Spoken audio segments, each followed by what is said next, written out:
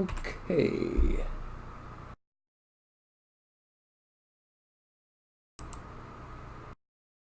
Give me just a moment longer. How about chat? And beep. And welcome. For those who are watching after the fact, don't forget to like, subscribe, bell icon, the usual. Anycubic Photon does amazing work for miniatures. And tonight we're going to be working on one of the last things I need to do for the Green Tide. Chariots. Now the idea is I'm going to make the base geometry for both the Orc and Goblin Chariots the same. Goblins, of course, being, smaller. But the Orc Chariots are going to be pulled by boars. You know, pretty much the same thing that the Orc Cavalry rides. And the Goblin Chariot is going to be pulled by wolves. There will also eventually be a driver of the appropriate species for both the Orc and Goblin Chariot, and further space on the platform for one more figure of the appropriate species. In other words, room for the larger bases that the Orcs have on the Orc Chariot, and room for the smaller bases, about a 24 millimeter on the Goblin. So, what we're going to be doing is we're actually going to be starting off in 3D Studio Max, because this is going to be a lot of raw geometry we're going to make first, and map. Yes, map. Because we need to be able to give it the texture of wood. So, we're going to start off with me having gone to 3D Studio Max. And we're going to import from Chariots a low poly version of the boar. This is not the final sculpt. This is a reduced polygon version of what the boar will look like. Now, we're going to bring him forward into one side.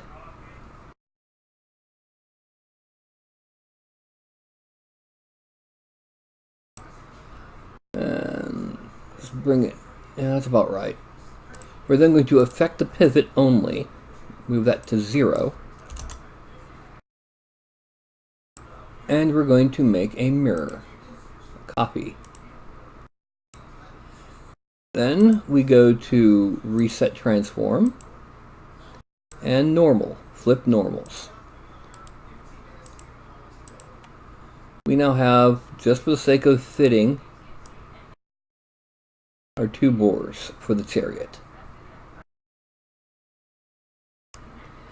Now, what we're going to do next is we're going to place the collars and the shaft, the central shaft for the chariot.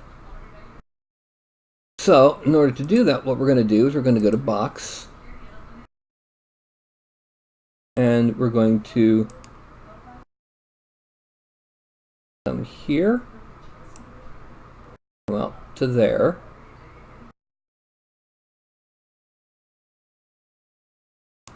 And give it a length of 3. Editable poly. Now these are at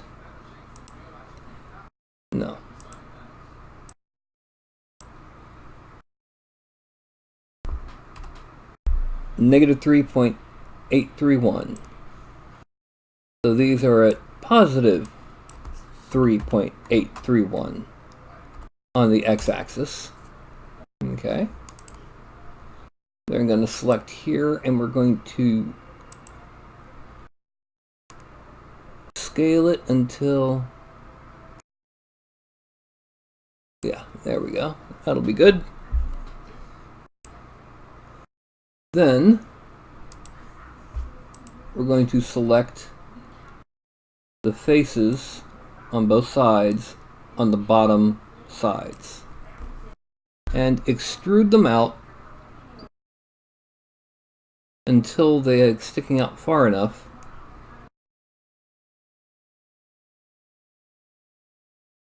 that they cover both the head and chest of the boar. This is the front of their,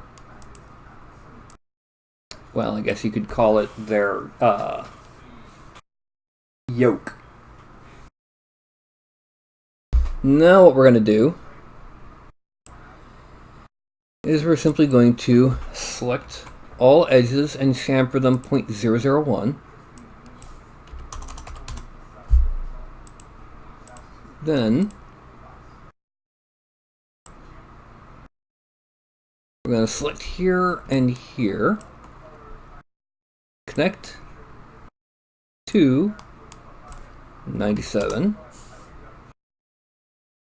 and select here and connect to 97%. There. Mesh smooth once and twice. Collapse all. And then for the sake of mapping it later, we're going to split it down the middle. Loop and split. Now we can see that they are actually in two separate pieces, front and back. Okay. They are still considered one group, but now we're going to add chains down the side. And the way we're going to do this is very simple. We're going to first start with a torus right here.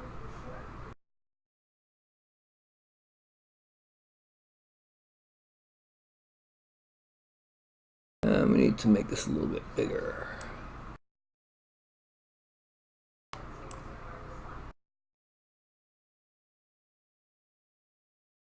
Now, this is Y negative 57.903.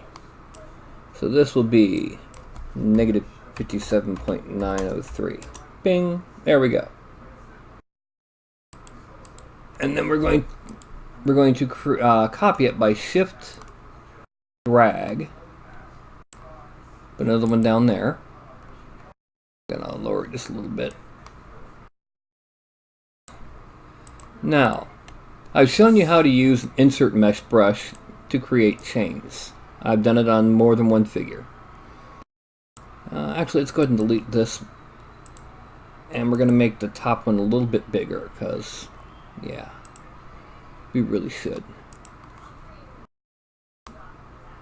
We're going to start with making the outer radius a little bit bigger, and then we're going to make the inner radius just a little bit bigger.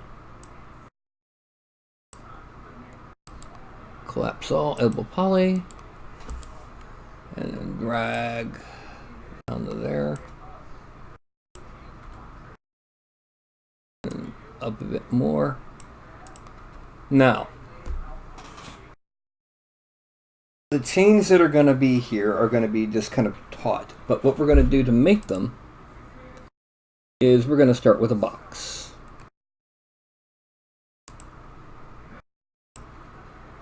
And this box is going to be basically roughly as big around as the link and up again bigger. We're also going to turn it one length segment and two height segments. Editable poly. We now drag this up there. We're also going to make it light blue to make it kind of stand out from the rest of this. Now, I'm going to click and drag so it's just past halfway. And we're going to rotate it 90 degrees from the top view. We don't need to rotate anymore because what we're going to do now is going to be doing them 2 at a time.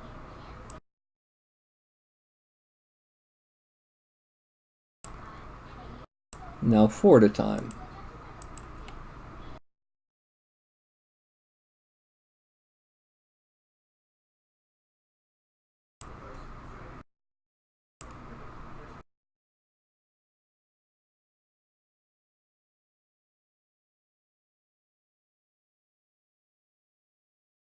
And then we're going to take one more there and bring it up to there. Okay. Now, we're going to grab this one. Actually, we're going to select all of this. We're going to hide it. And hide this one. And hide this one. Now we're going to select that guy. And we're going to attach all the rest of the boxes that we've made. Okay, unhide all. And now we're just going to shrink this just a little bit so that there. Now to make it look like a chain, what do? Why, we mesh smooth it. And then we're going to push until the links almost meet. There. Collapse all. We're now going to move the pivot once again to 0. No, little buddy. Don't go after that. You know you're not supposed to. Okay. And then we're going to mirror it.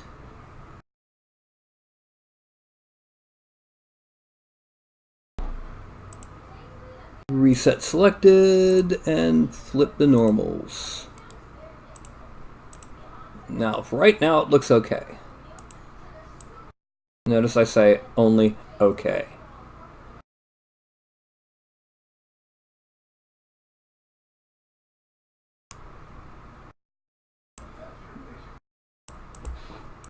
Now, the next thing is we need to make the shaft for the yoke. And it's going to be coming through the front here with a peg holding it on.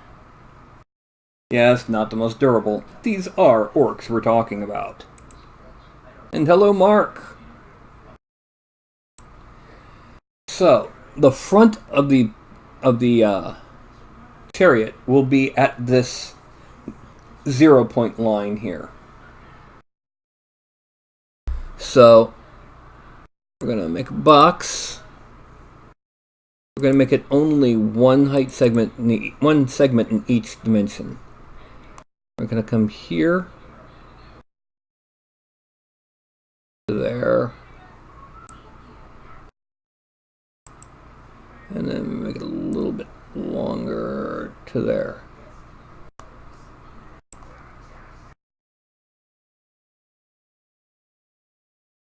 Actually, let's reduce that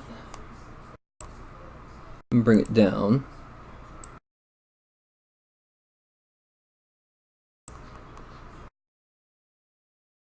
Because that's going to be even with the bottom.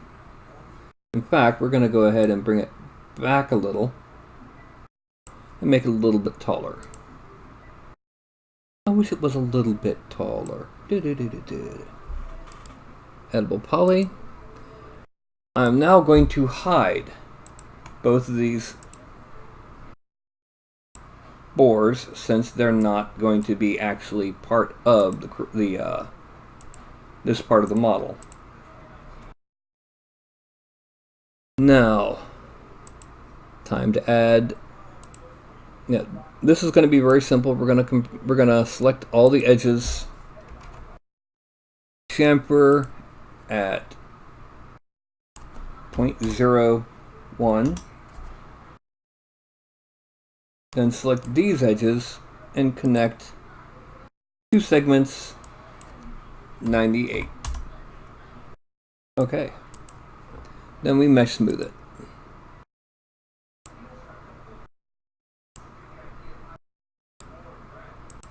Then, like the other wood, we're going to make sure that we get it ready for mapping. The way we're going to do this, I'm going to zoom in close. We're going to detach that. And then attach it.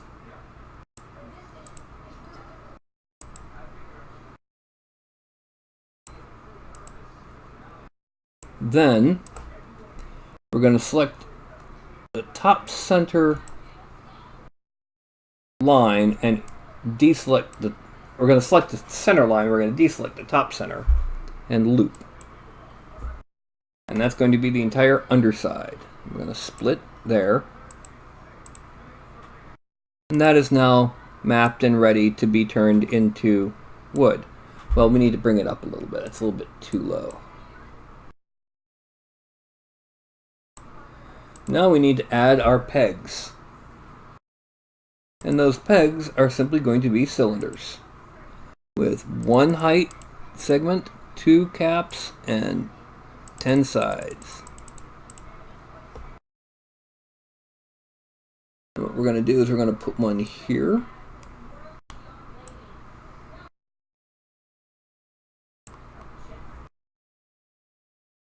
And we're going to convert it to edible poly. Then when we select these vertexes, it's -2.748, so we're going to convert this to +2.748. And that is the presence of our first peg, which is we're going to kind of move down a little bit. And then we're going to, whoops, no, we're going to drag it to copy it.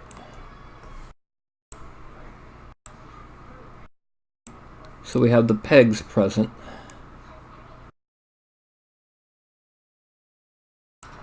The pegs were going to be represented as iron, by the way.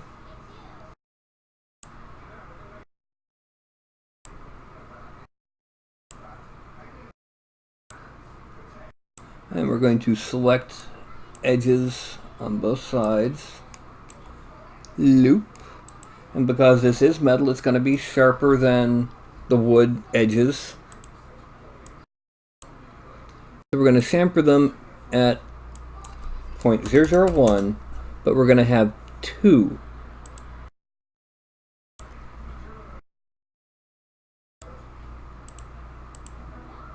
Then we're going to mesh smooth once, twice, no.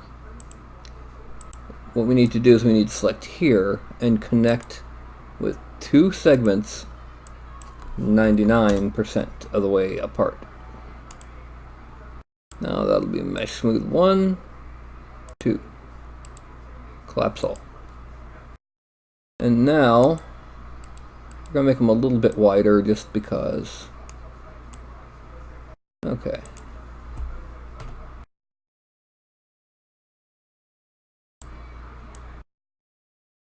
Now,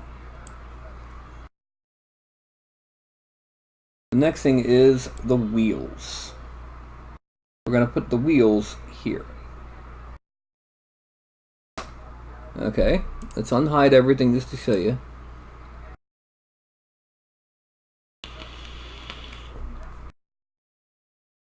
Actually, yeah, let's do this. Let's select frame and deselect that part of the frame. Let's bring it up a little bit because we want some really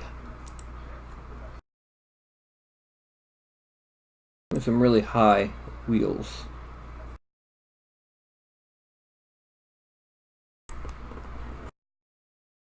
So anyway, the wheels are going to be behind the shaft here.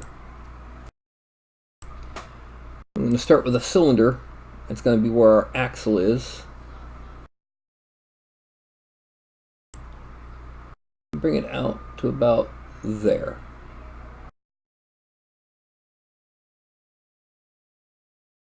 Okay. Now, we're going to give height segments of, let's see, 4. Then we're going to select these and delete that end. Now, let's go ahead and, yeah, we're going to delete the bores this time because we don't need them anymore. Convert this to a lighter green so we can see it better.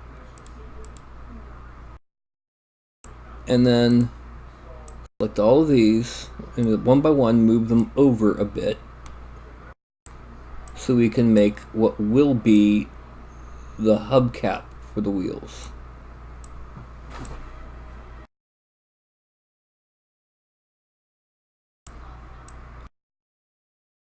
That means that this needs to get shrunken a little and this needs to get moved over a bit more.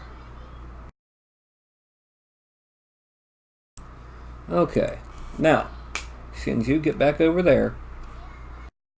No, no, you can't sit in my lap, Fuzzbutt.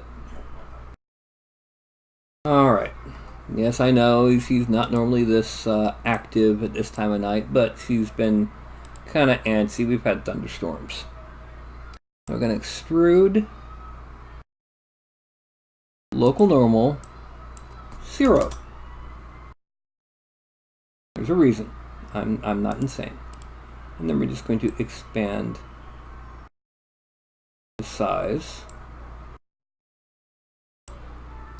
Now we're going to come out this way. We're going to bring it out a little bit more. These vertexes we're going to shrink a little.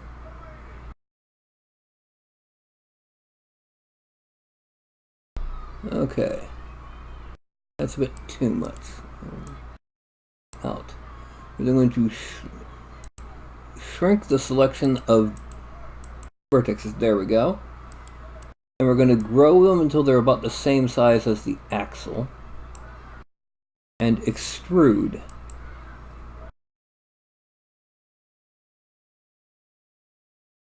To there.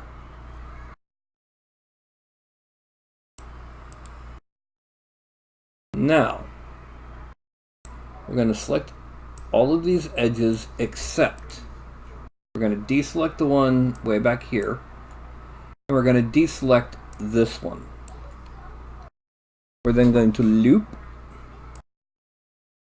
and we're going to chamfer 0.01. Okay. Then going to select these guys. We're going to connect with only one. And we're just going to move it a lot closer to this edge. Okay. Now, we're going to mirror it. And because it is going to be one object, we don't need to worry about the usual reset, transform, etc. Now, that is 20 vertexes. We click weld and it becomes 10. And now we hit mesh smooth once, twice. Oh, not back to 0, once, twice. Collapse all. Now, since this will be metal, we don't need to worry about giving it a mapping. That's going to be our chariot wheel axle.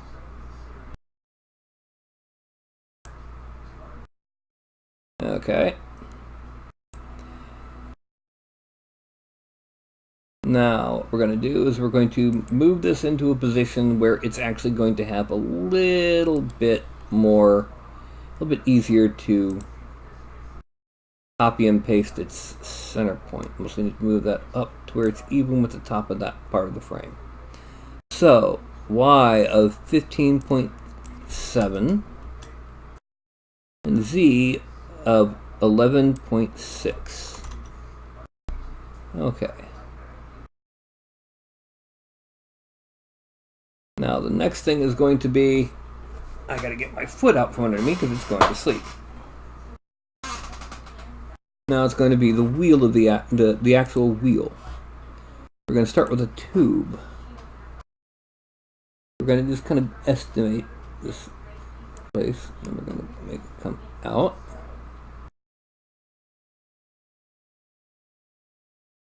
A little bit that way. And then there. Zoom it over to where it's evens that.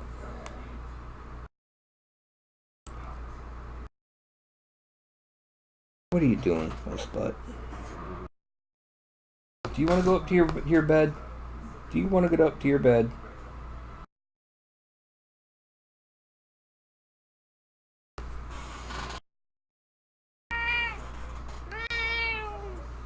What's the matter, baby girl? What's the matter?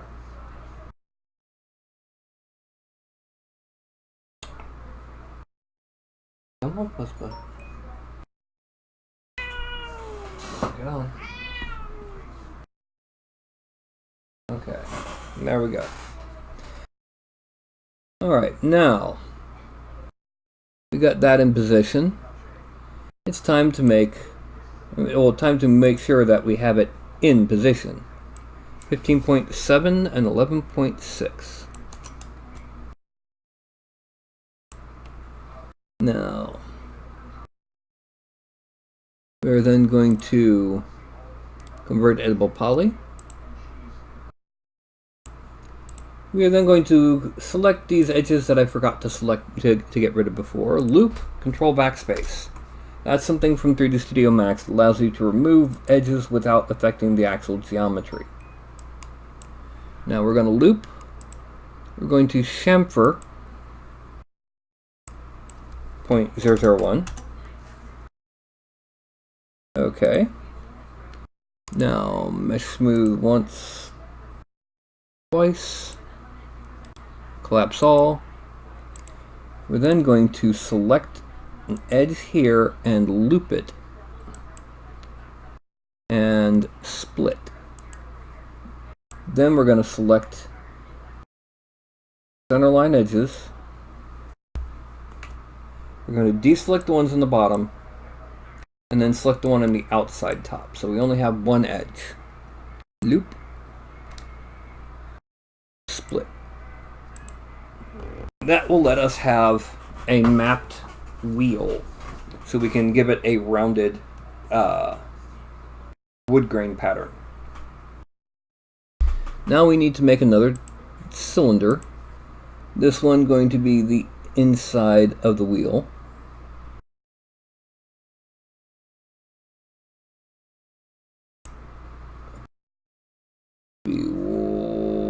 There. And this needs to have height segments of 1. And then we're going to come into there. And then that's 15.7 and 11.6.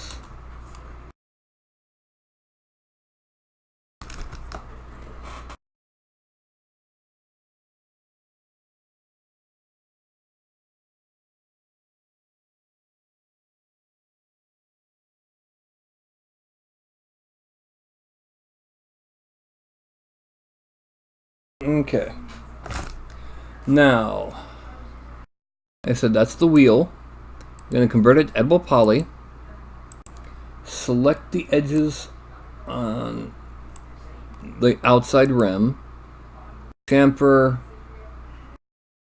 We're only going to make this 0.15 with 2 edges because it needs to be a little bit more rounded. It is wood. Smooth 1, 2. It'll collapse all.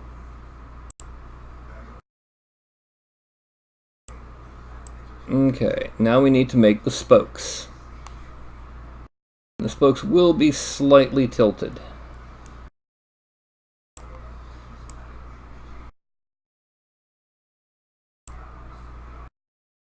So what we're going to do those is we're going to start off with a cylinder.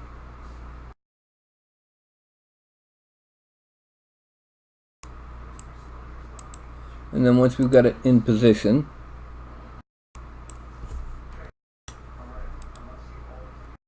bring that up to there, and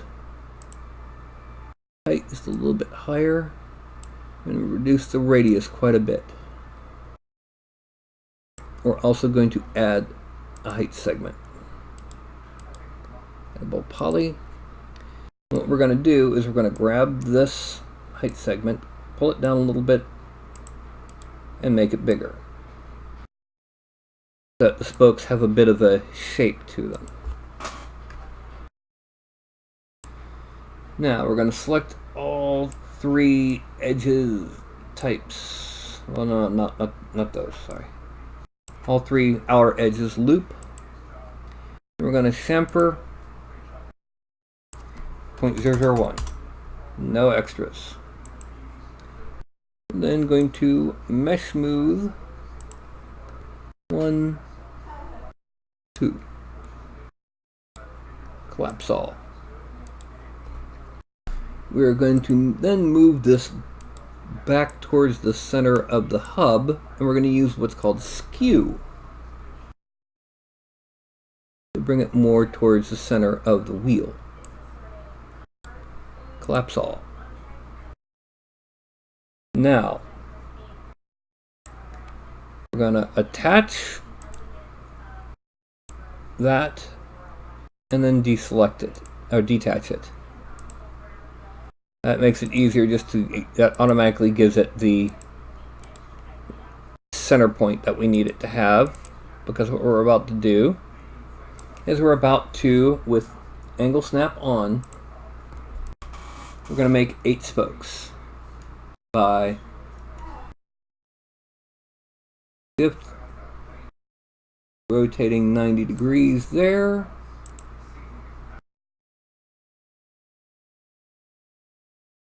$90 degrees there, and 90 degrees there. Then we're going to attach all of them together.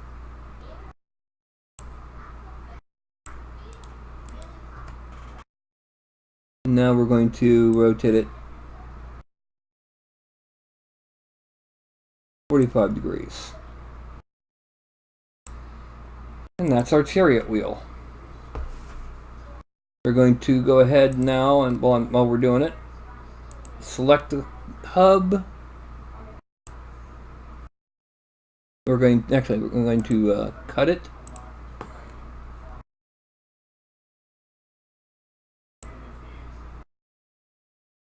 Loop, split, and then on the very bottom,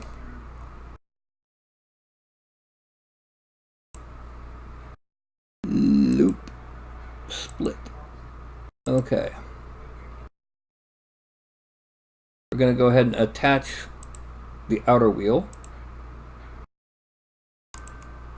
Then, I should have mapped these spokes before I did what we just did. I'm going to hide unselected just to make this easier. And the way we're going to do this is switch to a single view. There we go. We're just going to select some easy to select sections because these are all buried within the wheel.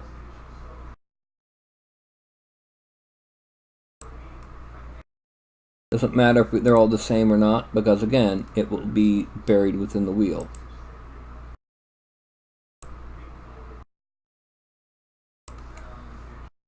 Loop, split.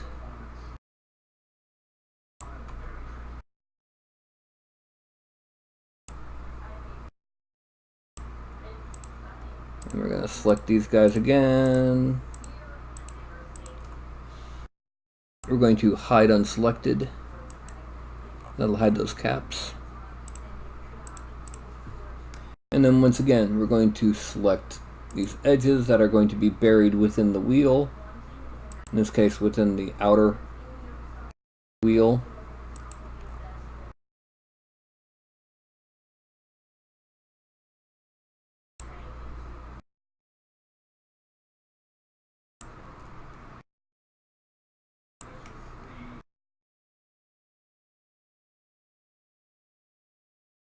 And while I'm doing this, how many of y'all are looking forward to Spider-Man Far From Home?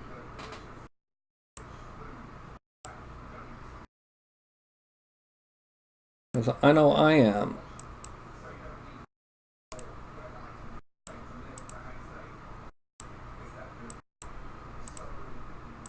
Any of y'all? Well, I guess not. Because no one's actually watching this. Click there. Actually, let's select the back side to make it easier, a little bit easier. There. Click there. Click there. Click there.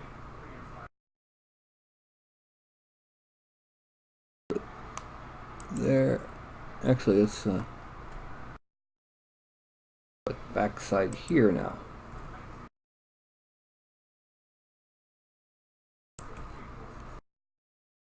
And here and here. Split. And then we're gonna unhide all.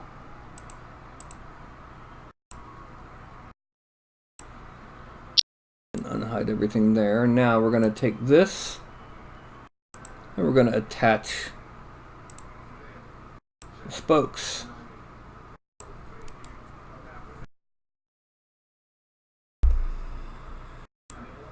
Effect pivot only. X of 0. And we're going to mirror. This will be reset and normal. Oops, all. Now when I zoom out and I look, an axle might be a bit wide for a chariot. You have to remember it's got to be wide enough for a base, but we're a little bit wider than the base. But since this is the base, that's going to be 33 to 34 millimeters. We can make it 36 to 38, which means that right now it's way too wide. What we're going to do is we're going to go ahead and I'm going to delete this one. We're going to select this one. It's the vertexes. We're going to bring it into inside 40.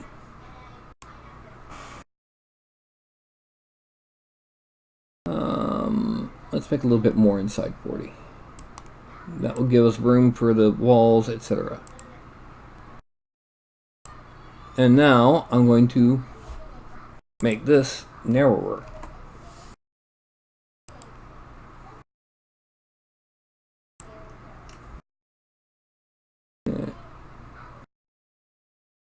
There.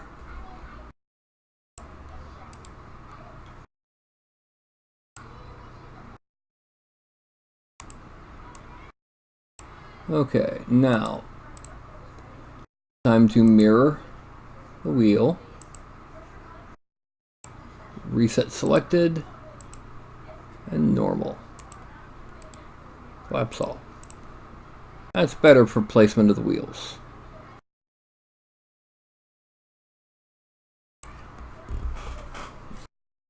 Oh, well, soda. My throat's getting sore.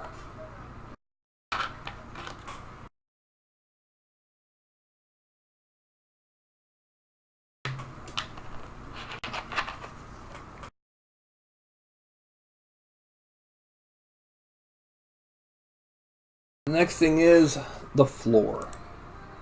The floor has to be big enough for 2 figures. So again, this being 35, it needs to be 7 centimeters long. So it starts here. Or it's actually starting here because this is going under the floor. 1, 2, 3, 4, 5, 6, 7. Okay, so let's go to a box. We're going to start 7.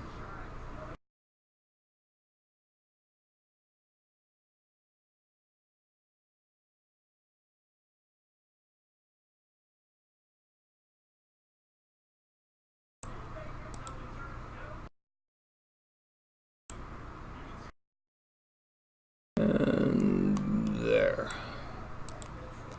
We probably need to make it a bit taller. Let's increase that height. Just to make it easy, better for printing. Poly. Now what we're going to do is we're going to make this into planks, lengthwise. 1, 2, 3, 4. Okay. Now, we're going to chamfer them very small at 0.003. Or at 3 layers.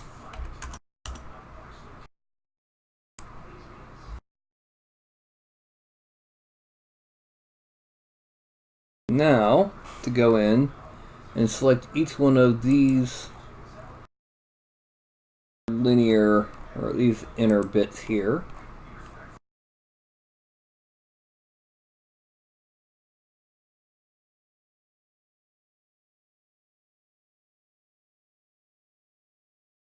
And we're going to loop them. So we go from 4 to 16 edges selected. And then we're going to zoom in. We're going to push in. And as we can see that, there we go. Collapse all.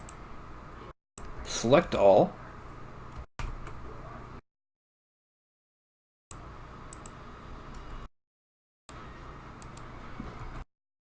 And we're going to chamfer at 0.001. Then we're going to select here, connect to, and we're going to make it a little bit wide. Okay. Now we mesh smooth once, twice, collapse all. And we then grab and select the center line, loop, and it's going to go all the way around and split. And now we have the top and the bottom as separate pieces for mapping, for turning it into wood. And here you can see what the chariot currently looks like.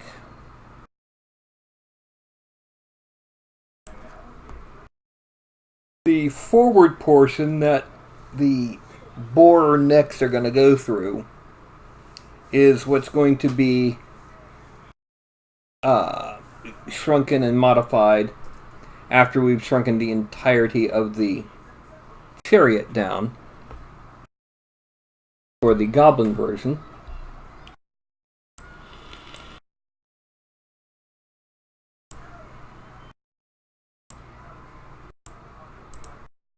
Now, the next thing that we need to do, we're going to be able to add in bolts and that in ZBrush.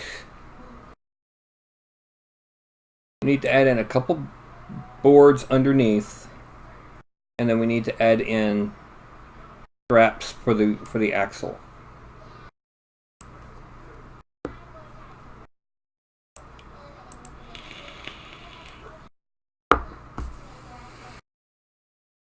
So, first we'll make a board.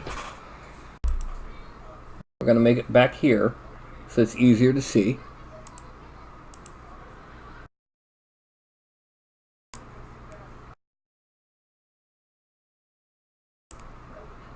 Make it out to there.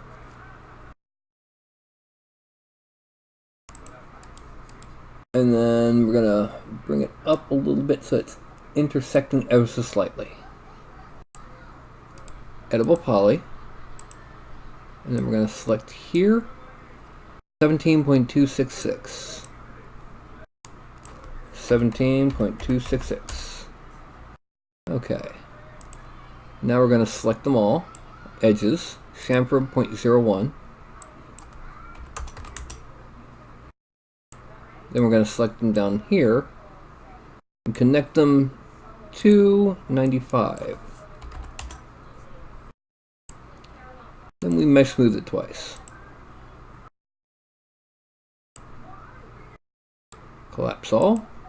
Now we're going to zoom in on this sucker. And what we're going to do is we're going to cut it up for mapping. We're going to do something similar to what we did before. We're going to select here, loop, and split. Now we're going to the opposite end. Select, loop, and split. Then we're going to select the top center line because it's actually inside the other wood. Loop and split. Now we have ourselves our horizontal. We can just make a couple more with click and drag.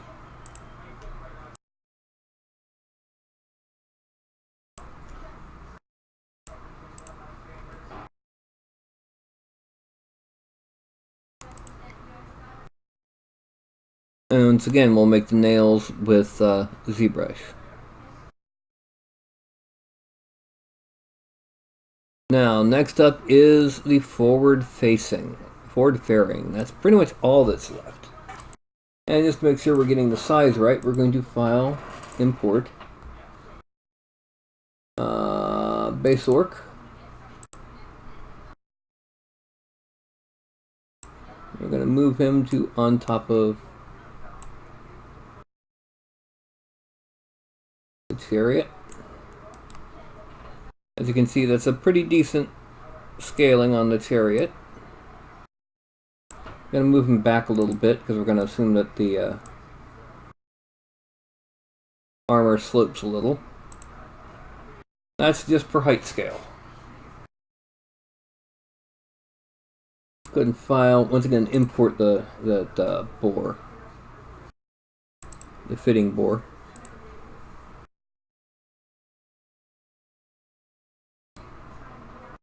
Drag him over to here. And then we're going to drag him forward so that he's inside the thing. We're gonna clone and drag over here. And what we have is the current look of the chariot.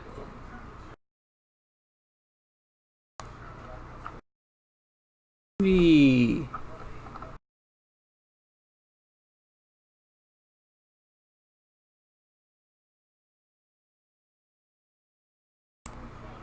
And it's not even been half an hour yet. Still don't have much conversation going on in the chat.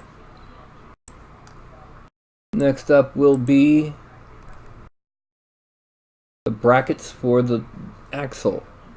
And we're actually going to kind of cheat here. We're going to make boxes.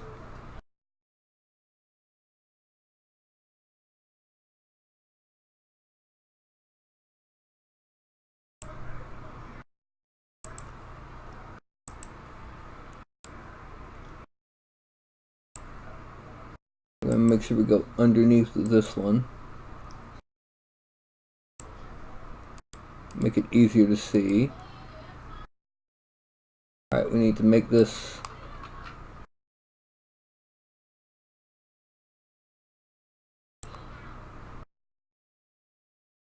not quite so high.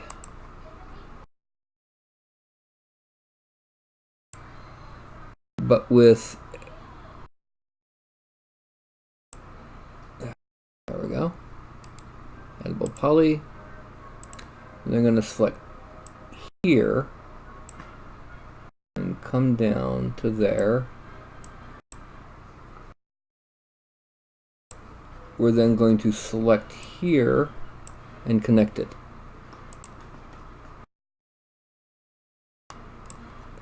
And we're gonna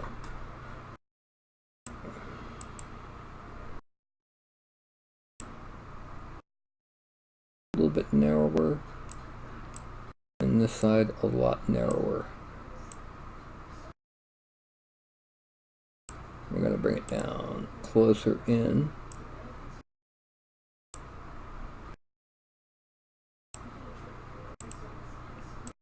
Now zoom into it so we can see it a little bit better.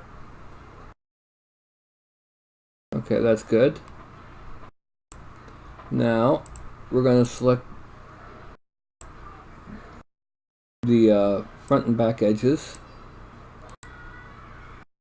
We're going to extrude out, not quite that far. What about there?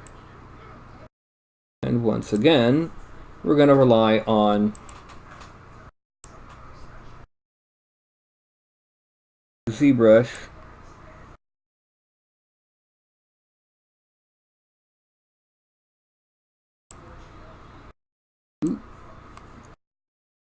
temper 0.01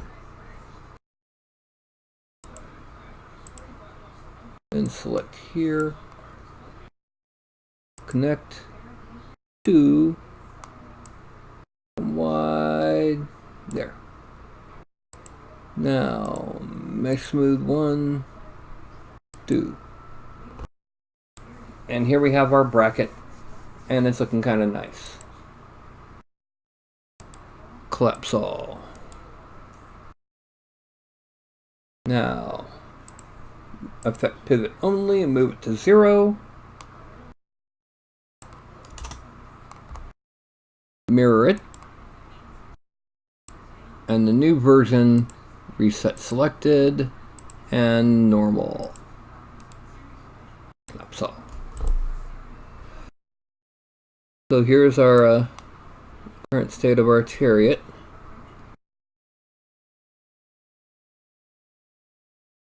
Now I think what we're going to do for the armor, or the forward facing, we're just going to come up from here up to the front and down again. So we're going to make that a box. And it's going to be very simple.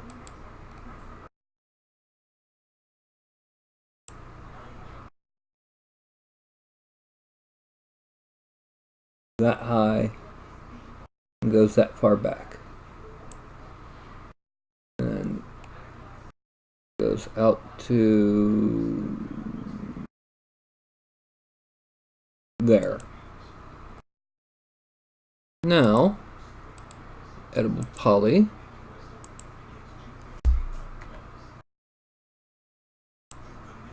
Top view. I'm going to select all but 2 of the faces.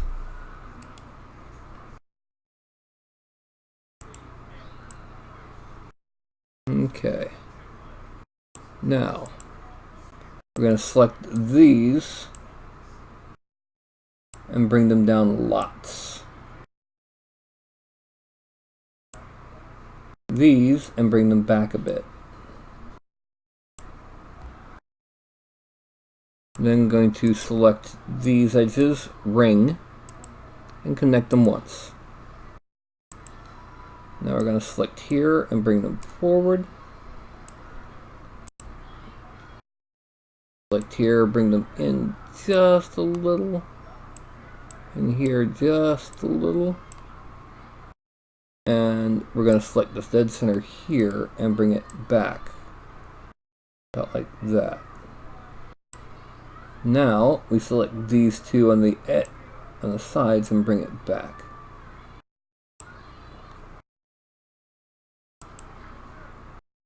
Now we're going to mirror. Delete our dude there. Attach to each other here. Vertex selected. Weld. Then we're going to move the pivot down to there. And we're going to reduce it to 75% of its Y scale, its height.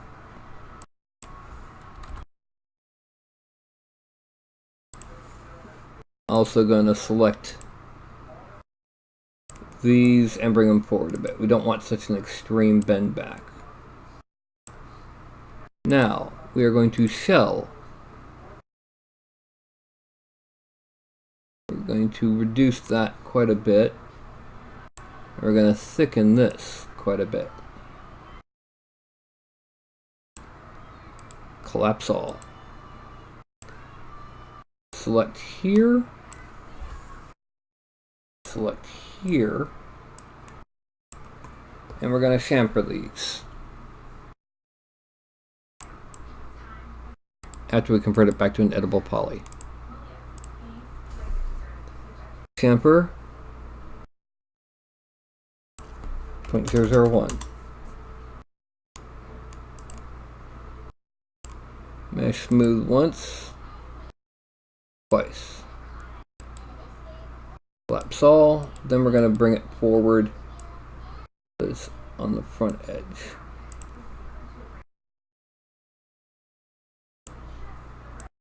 Notice that there's nothing to keep the guy in back from falling out or jumping out.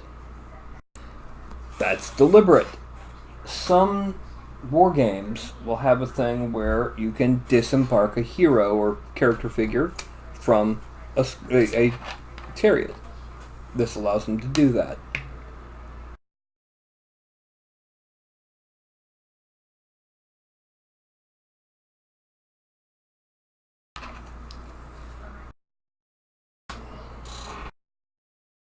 Now,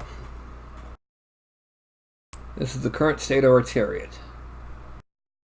Most of the work on this chariot will be done with giving it that texture, but we will need to do something with this front end. Exactly what, I'm not sure. Let's loop and split, and yes, it's split nicely.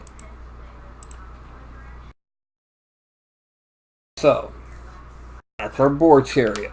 The basic geometry. The basic geometry for the goblin chariot is going to be just this, shrunken down, and with the yoke modified to fit the wolves.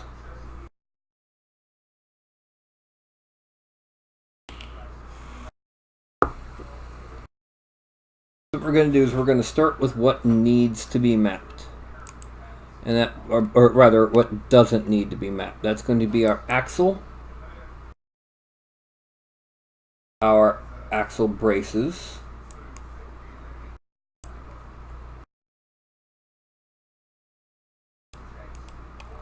our chains,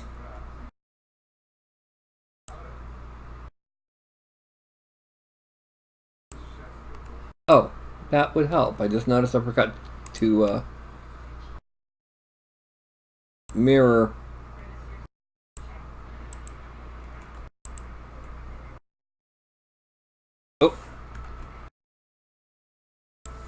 got to mirror those bits there.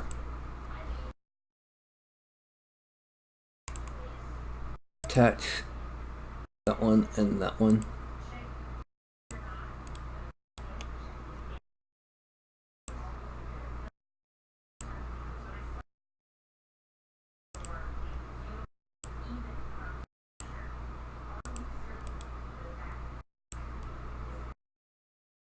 Now,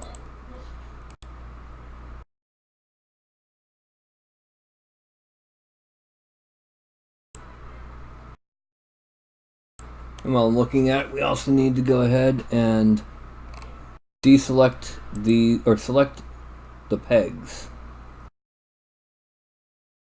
Now we're going to hide these. We're going to select our bore and delete them. We're going to select this. File, export, selected. meshes, Orc Horde, War Machines, Chariots, Wavefront OBJ,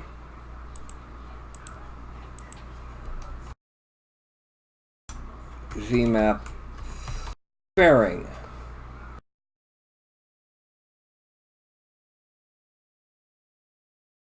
We're going to delete it.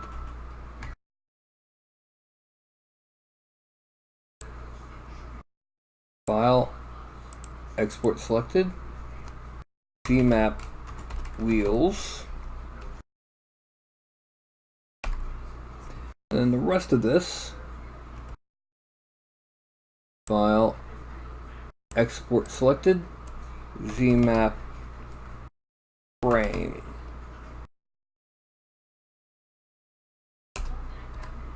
Unhide all. File, export selected, and that we'll call that Chariot bits. Done.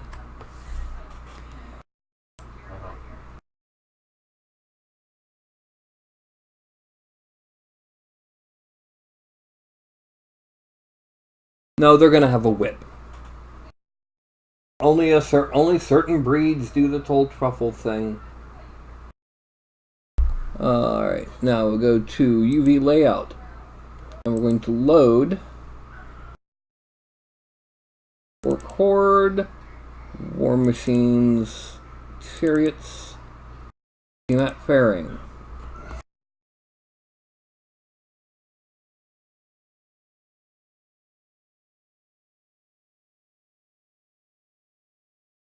Sitting in the windowsill. Go on. Good boy. Now, we hit D to drop this and D to drop that. Go to UV. Hit F to flatten. Select them both. Optimize. Run. It's going to take a few minutes to fully pull out.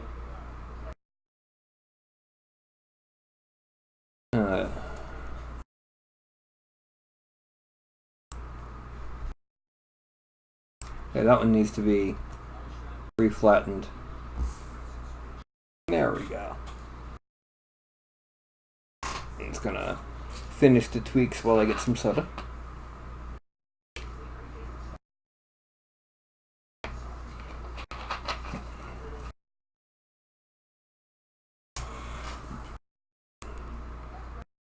Rotate.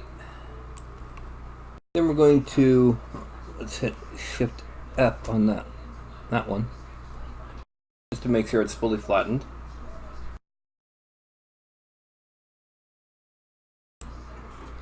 Hit spacebar.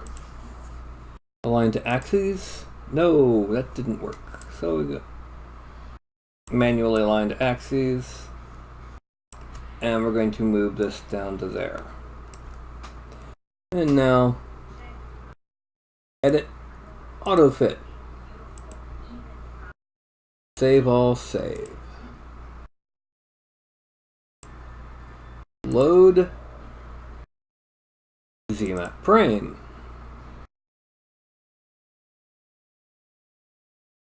and in this, once again, everything is already prepared. So D, ding, F to flatten, and then optimize.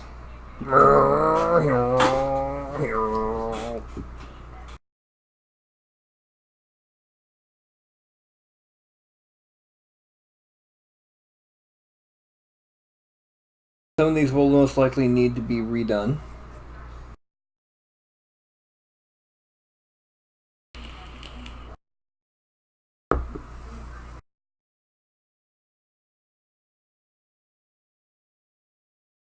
For example, this one and this one.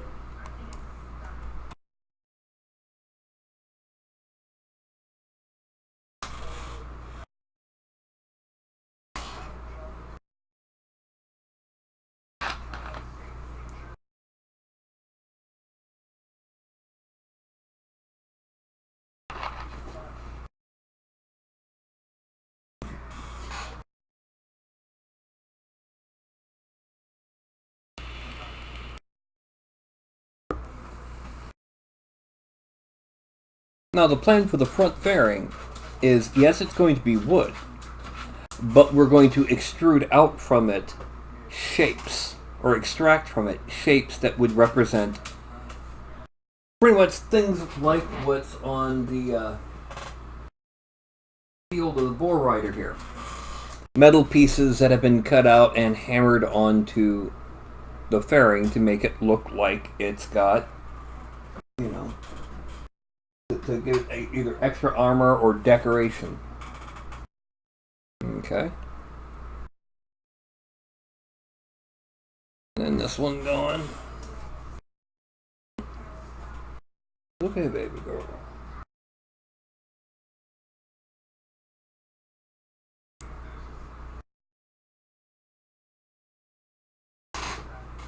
So yeah, I've already got plans for most of this thing.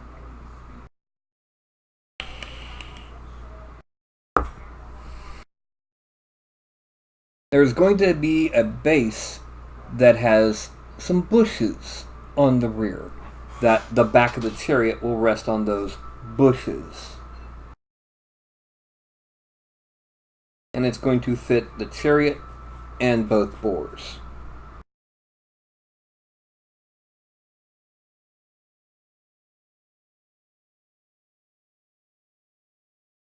Going to have the usual Badlands texture that most of the bases I included have. I'm not going to include a flat base, because to be totally honest, if you need a flat base for it, you can make one just from almost any base.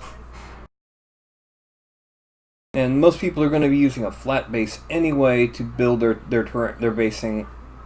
It's not going to be flat. It's going to be made up of all sorts of stuff. Yes, stuff is the technical term for a lot of things. Yeah, the stuff, that does the thing in the place with the what you call it? The guys that do it. That kind of stuff. Yeah, the stuff. And I don't mean a bad horror movie from the 80s. Which predates the Slorm by decades. Whoop, nope, wrong one. There it is. Okay. Now we're going to orient these as close to horizontal as possible for the purposes of the orientation of the wood. And when we click align to axes, yes, perfect. That time it worked. And then we're going to pack best 3, pack all. That was pretty quick.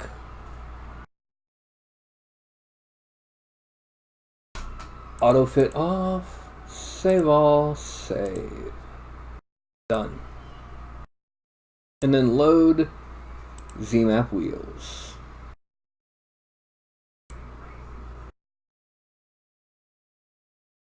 And once again, D to drop all of them. Go to UVs. Now these will have to be handled separately. Otherwise, F for flatten, select them all, and then run for 10 minutes.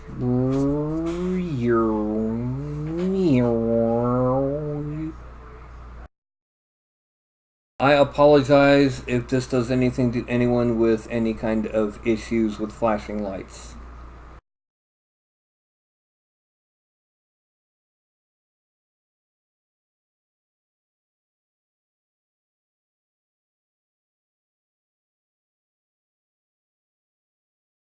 Empty.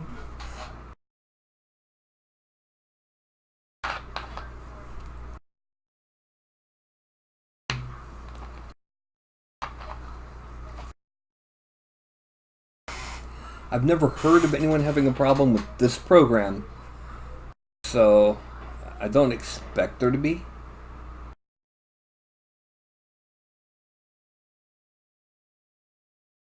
I still can't believe...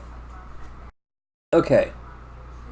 The video from Sunday, the short attempt at making the Orc Anti-Paladin, got hit with a copyright strike. because apparently the white noise from my microphone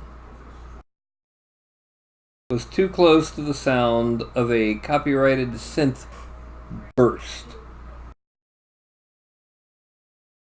Yeah, right. Just in case we're going to run it again. And I can see we have a couple things that need to be...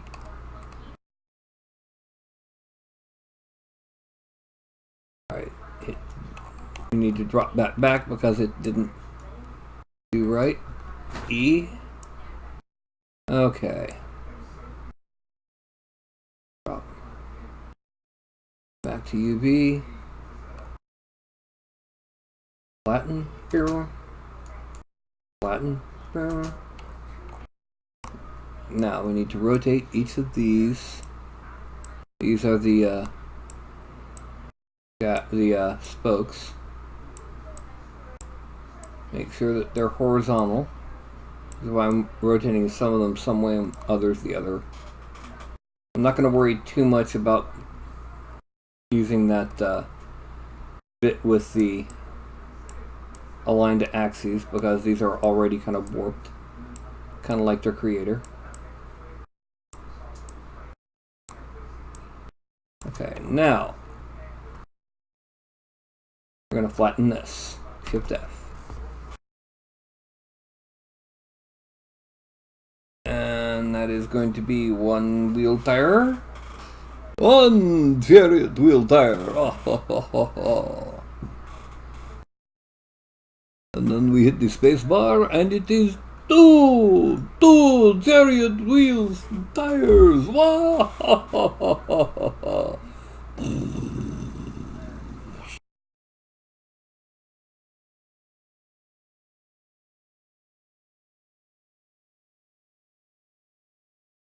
And now I'm going to rotate this tire that way because it kind of needs to be for the purposes of how we're doing this. And now we're going to pack them. Bing. Okay, auto fit off. Save all. Going from 2,000,007. Okay, dismiss. Then we close, edit, optimize, and pack. We're going to exit. And here we are, ready and waiting for the Geo and ZBrush. So we're going to import or record War Machine's Chariots. We're going to start with the Z-map frame. Edit, and there we go. Now we're going to duplicate this. Yes, duplicate it. You heard right. And we're going to deflate it slightly.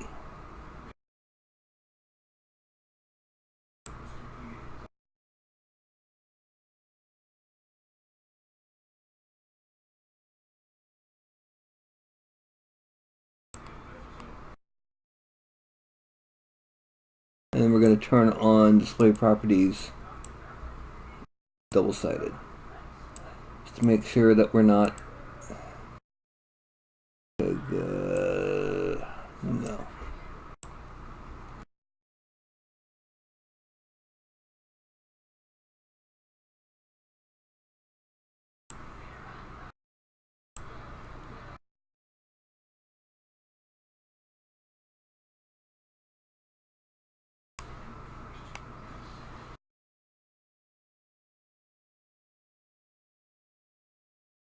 What we're doing that for, actually, no, we don't need to do that at all. We have it doubled so we can make our bolts and that for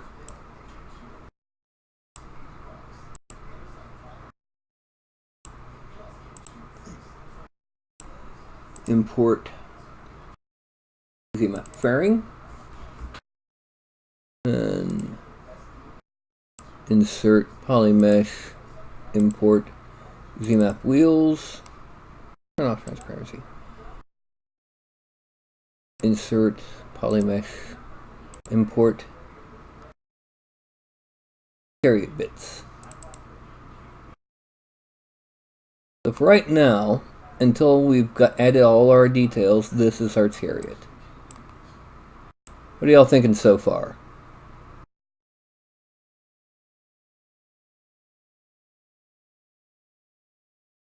Okay.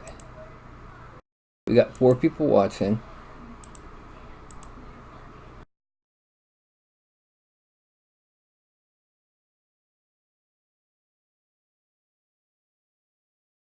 Now the other thing that's going to be needing that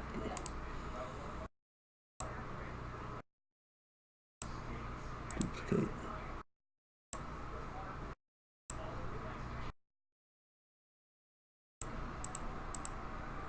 Okay. What we're going to do with all of these is very simple. We're going to subdivide them quite a bit to give them room for all of this wood detail we're going to need.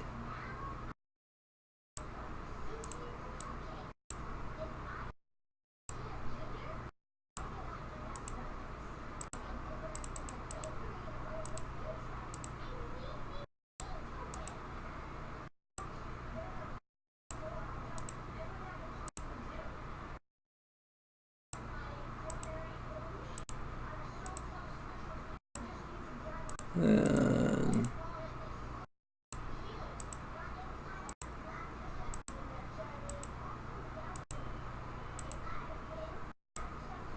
okay, now we're going to go through each of the wooden bits and add in that wood plank texture.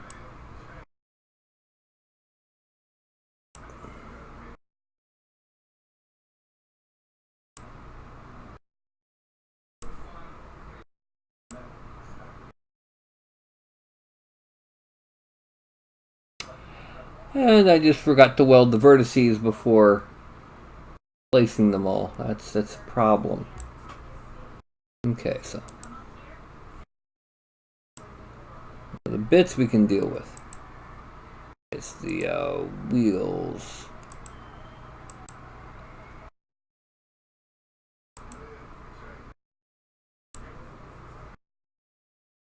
Okay, geometry, modify topology, weld points.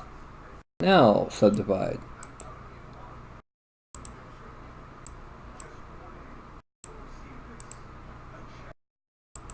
The fairing.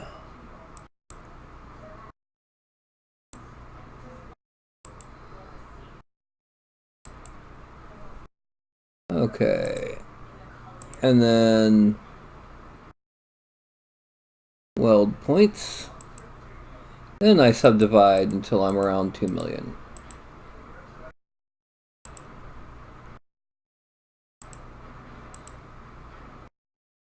And now this. Weld points. Now I subdivide. Oh, wait a minute. That's a problem. I think I just boofed.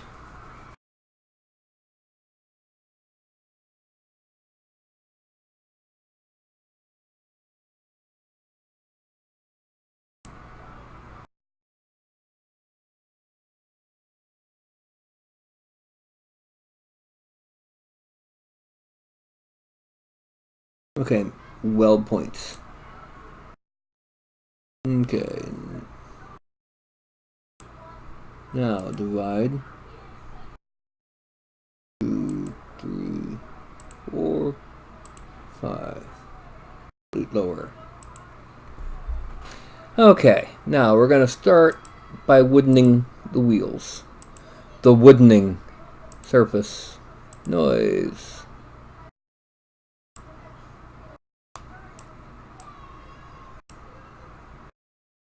Okay.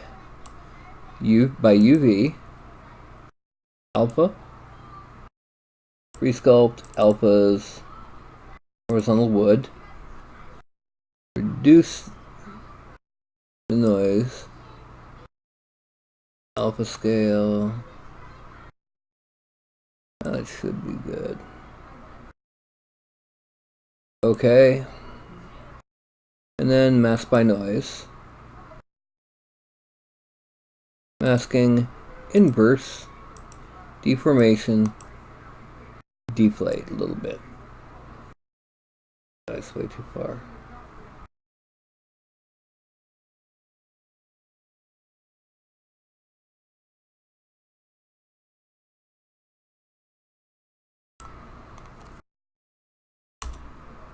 -3, good. And then we're going to polish it 1.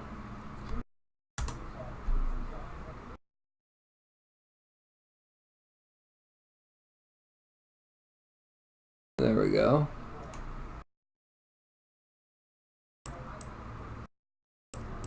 Now the woodening will be on the fairing.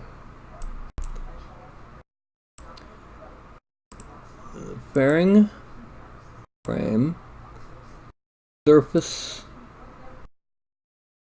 noise, UV, alpha, horizontal wood, basic noise 0. And then we're gonna alpha scale it down until it looks good. And that should be good. Okay. Mask by noise.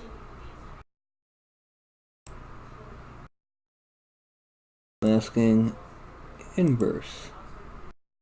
Deformation. Inflate. -3. Oh, 3. And draw. And polish 1.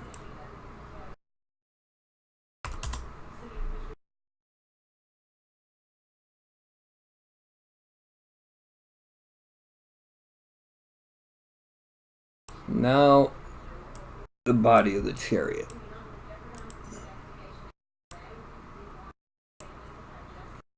Surface noise, UV, alpha, horizontal wood. Basic noise is 0. Let's make it a little bit stronger so we can see. Alpha scale. Okay.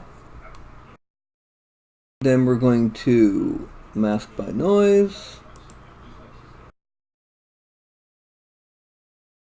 Deformation, not deformation, masking inverse. Deformation, inflate, -3. And polish. Wait.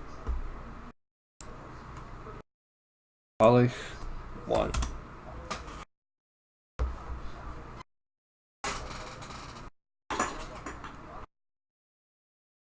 And here is our current state for our wooden chariot. Okay. The next thing we're going to do is with these planks, we're actually going to use the move tool. We're going to kind of move these kind of back a bit, a little unevenly, as if they tried to make it kind of fit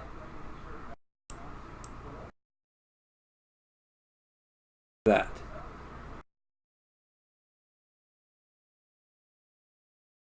Alright, now let's frame out all the way, zoom out. Yeah.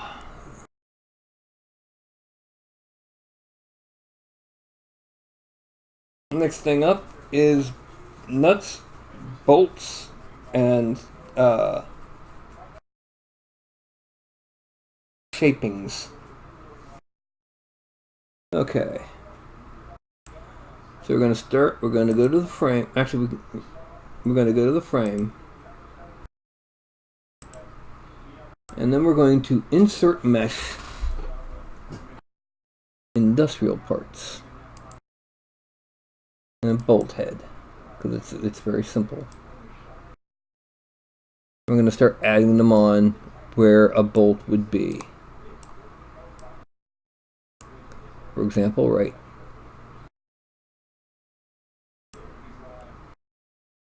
right here,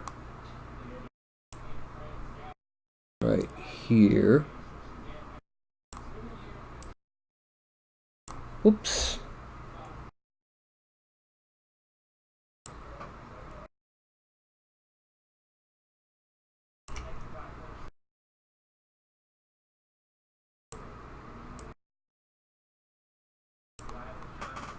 Now remember, this is in the days before mass production, so not everything was always the same size.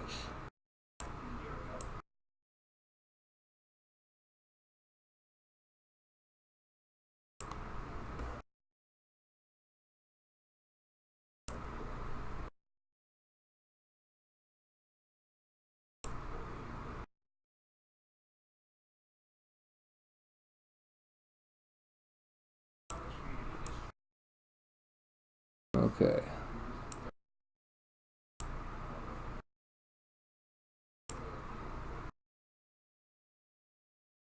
Now we need to add something in the bottom of the frame for the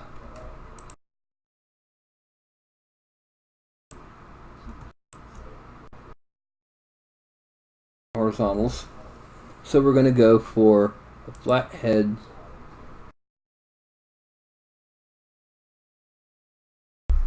And what we're going to do, I'm going to draw one for each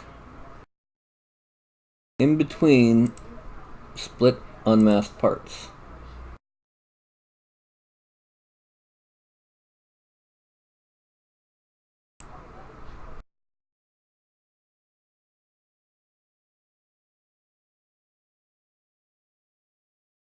Again, slightly erratic.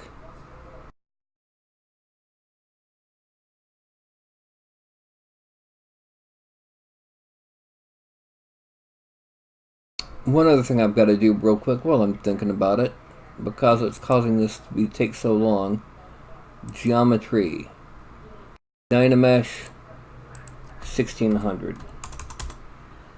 Dynamesh. Oh, I gotta get my foot down on out from under you, fussbutt. Yeah. And that brings us down.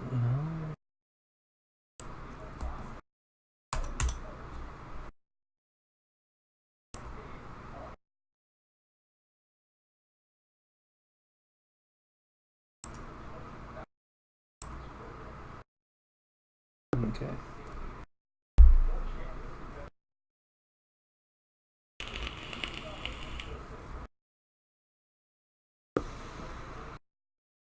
All right.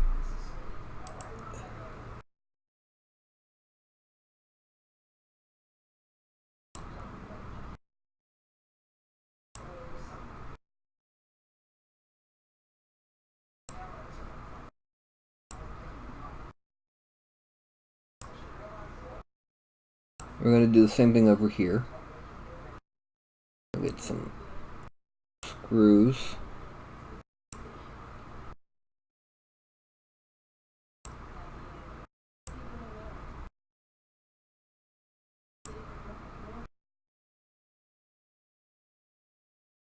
No, I don't need storage sense. Go away. Go away! Dadgummit! Go away! I need to get where you were!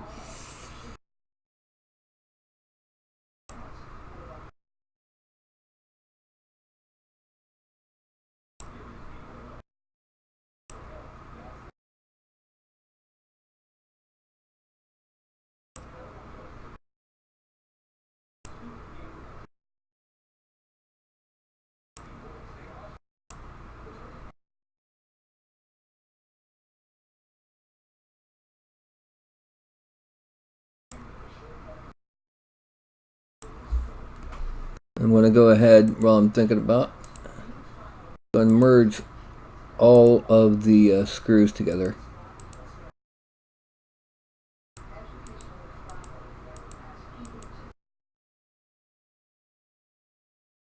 Okay.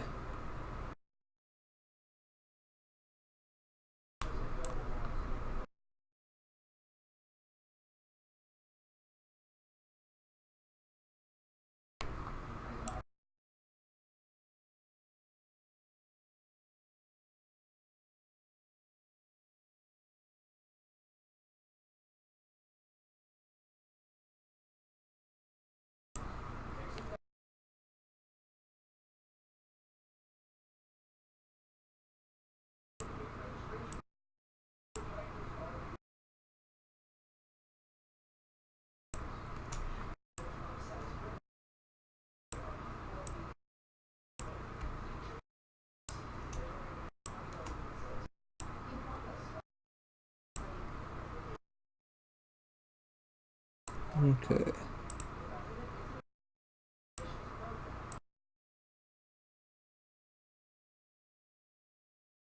So we have at least the positioning for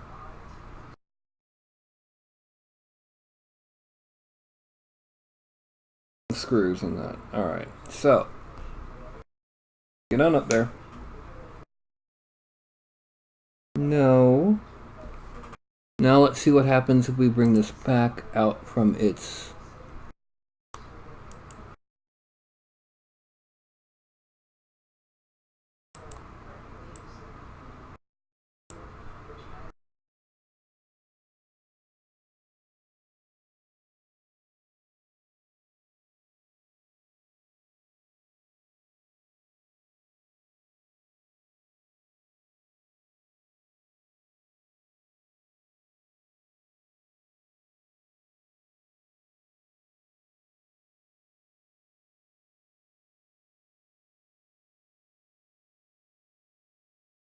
Okay, there we go. Make sure we hit all those. Yep, okay. Now the last thing that we're going to be doing, I can go ahead and delete this.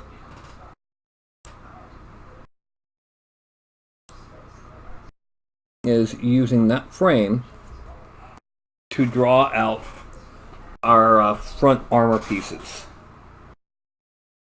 Do you mind, little furball? The first thing we're going to do is we're going to divide it until it's quite a few 100,000. Delete lower. Dynamesh 768. Dynamesh.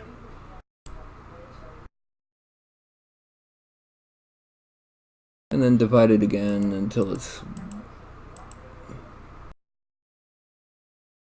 more. There we go.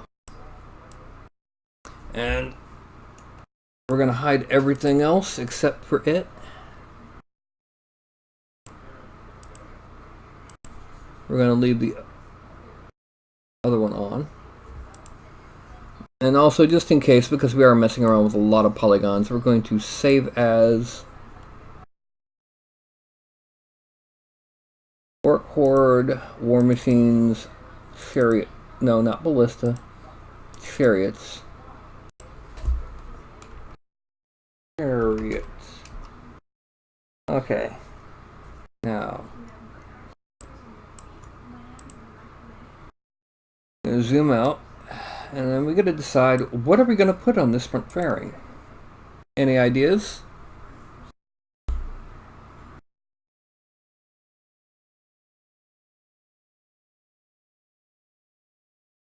Now, Michael, the noise that I used, I had created an alpha in, of all things, Filter Forge. It was seamless tiling that allowed me to play with the scaling.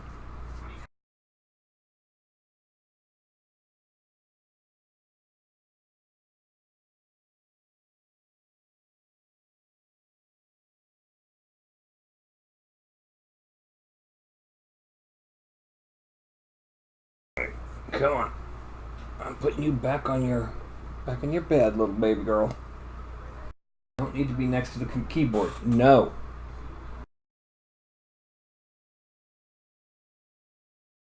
So, any ideas on what we should put on the front fairing?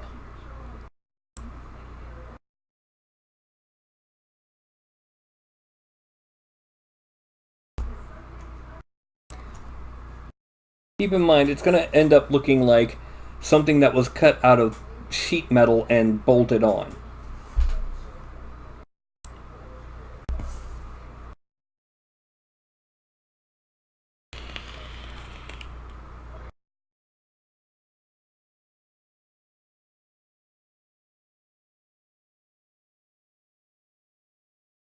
First thought and first instinct. Well, that's the thing. There's no actual symbols on the banners because the banners I all left as blank cloth. And then I just had, a couple crescent shapes, a couple geometric shapes, and then like a head on a pike. A giant's head, no less, for the Orky banner, and a lozenge shape on the Goblin banner.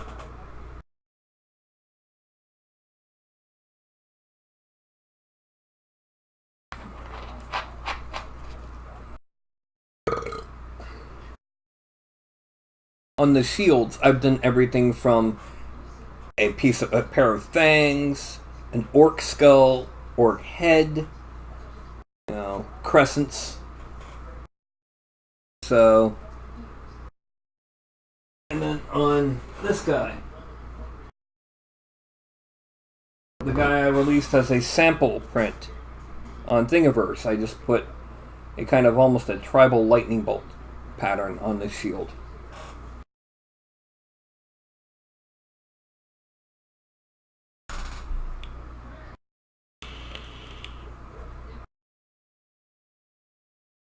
But I've seen things like crossed cutlasses, skull and bones, any number of potentially orky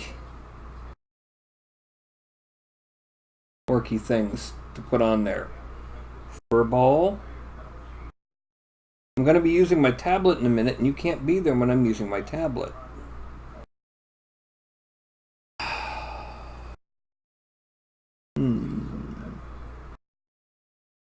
Thing is, I don't want to do anything that's too close to anything that was actually done by Games Workshop.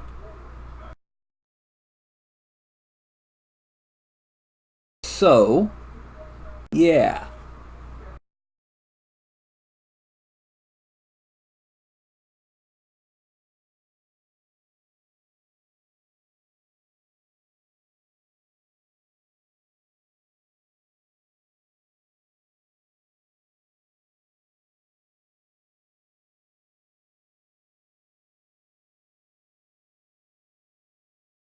I'll do a pair of fangs with cross bones behind them. Okay, down you gotta go. Okay. Now, let's get the tablet. Yay. And the stylus. And for those who don't know, this is my stylus holder. Green Lantern power battery in it. Got it right over here. Okay, now.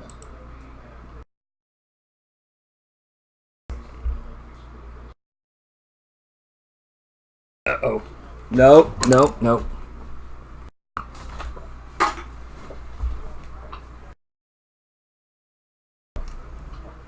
Sorry. She was about ready to start coughing up hairball. So I had to move her off of my computer stuff.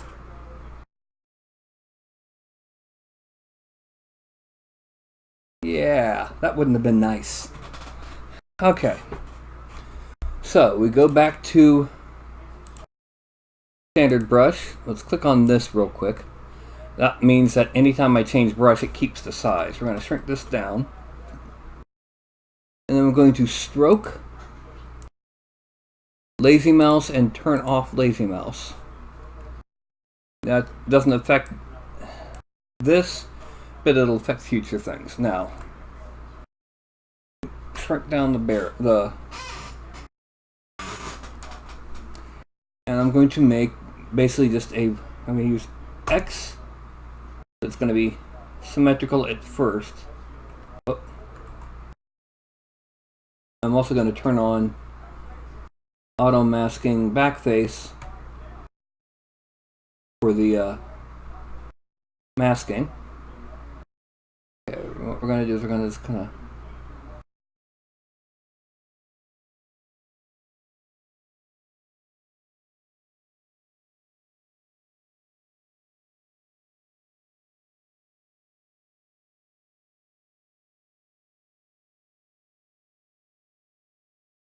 now, the reason I did it that way is so that I can come in and erase out. Actually, let me go ahead and erase that right now.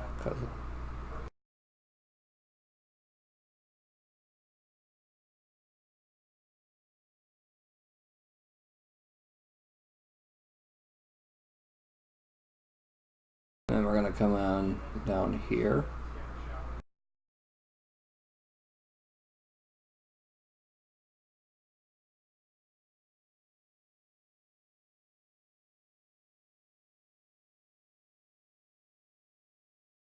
Now, shrinking the mouse.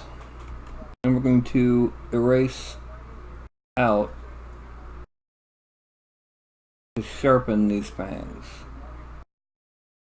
Quote unquote fangs.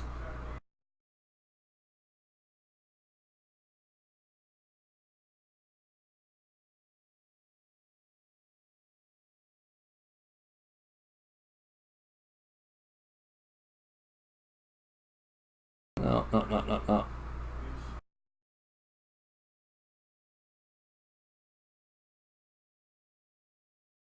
Okay, we're gonna come back in now and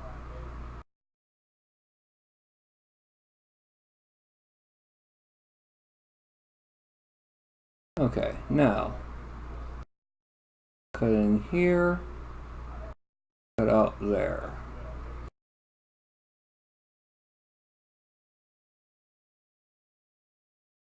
No, you cannot get in my lap while I've got this in my lap.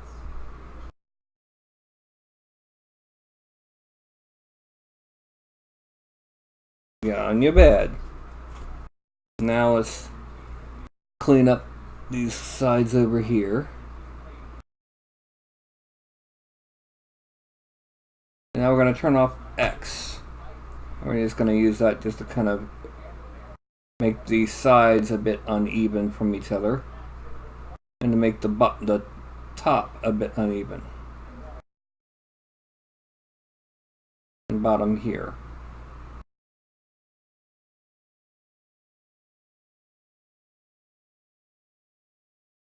Now we're going to extract that out.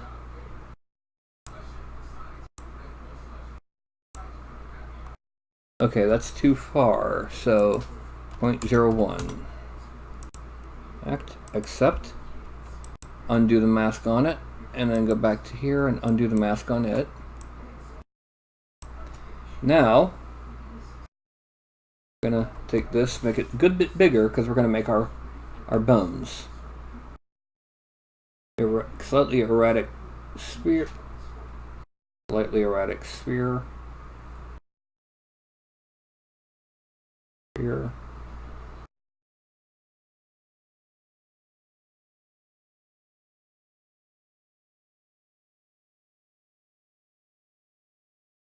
And while we're doing here, we're going to turn Lazy Mouse back on, but kind of along.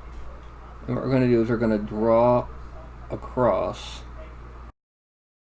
to that side and come back across.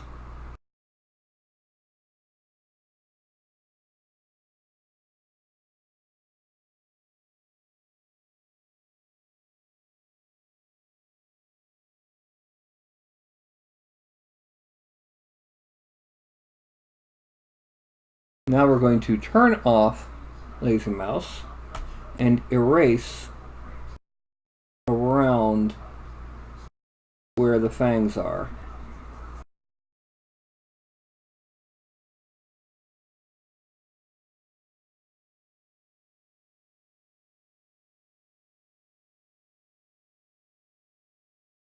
And then we're going to extract that out. Extract, accept. Remove the barrier. Now, we're going to merge that down with the fangs. That's our basic shape for this front fairing. But we need to make it look like hammered metal and then add in some screws and bolts. So we need to go to geometry. We're going to Dynamesh 1280. That breaks us to 61,000 triangles, as you can see here. So now we're going to divide it to about there. Delete lower. And then we're going into Lightbox, brush, and hammer, or mallet fast is what we want. And we're gonna turn off the light box, as it didn't take it.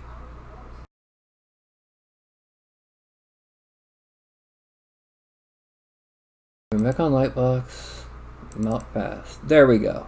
Alright. Now, we're going to very lightly just kind of just... Oh.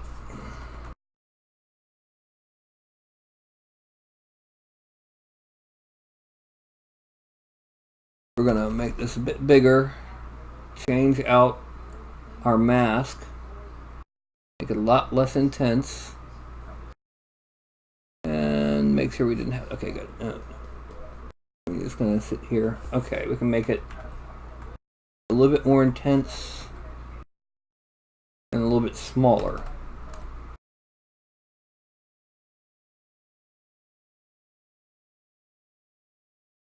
Basically, we're just going to start pounding on it.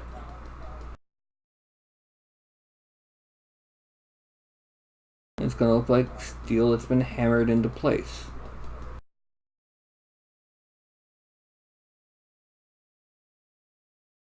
Especially after it's been painted.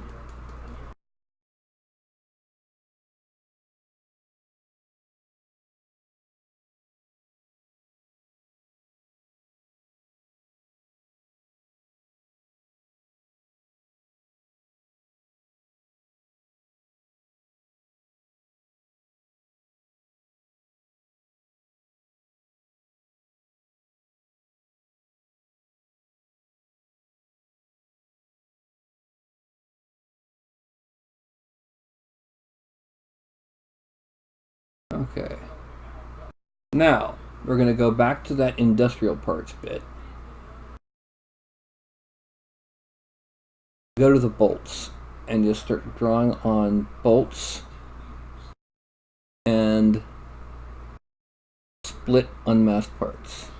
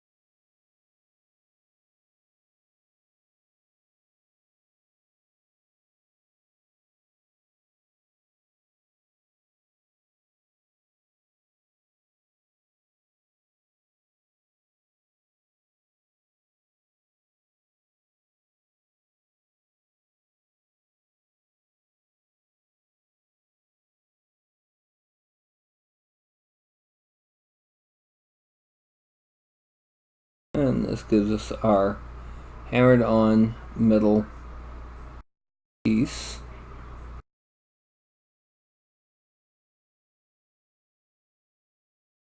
Okay. Now, go to this bolt, and we're going to start merging down.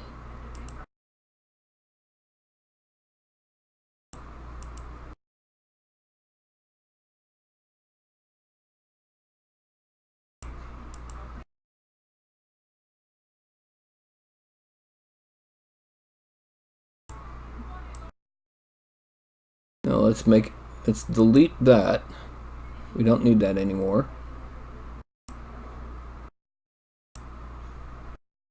And make everything else visible. Frame out.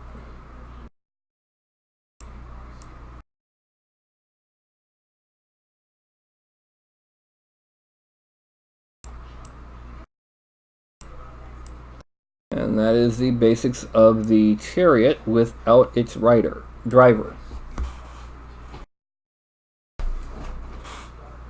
And without the bores.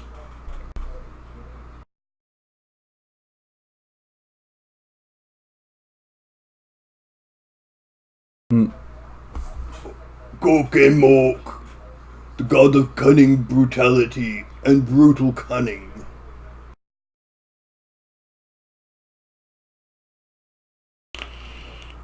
One of them is brutally cunning, the other is cunningly brutal. And and I don't know which is which.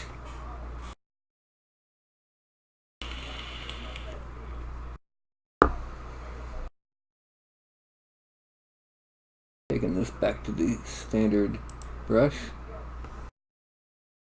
Now, the next thing is we're going to take it, we're going to go all the way up to the top here, and we're going to merge down everything.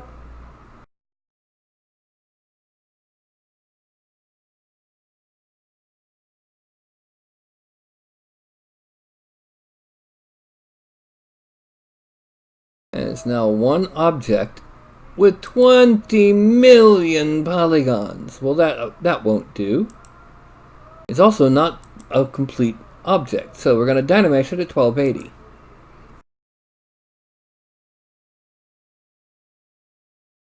And it's going to take a bit to recalculate.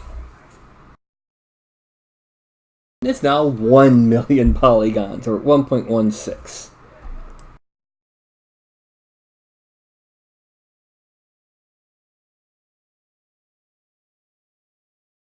Now we need to decimate it. So we're going to go here, Z plugin, and decimation master. We're going to make it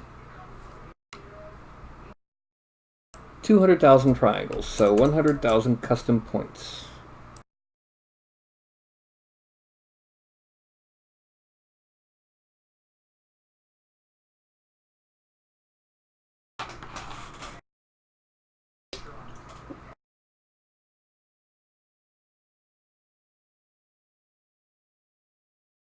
And that is 201,384,000 points. And you'll notice it still has every single bit of the detail that we put into it. The planks have fused together a little bit, but not badly. Oh no, they kind of did do badly. And that happened in the Dynamesh stage, so 1600.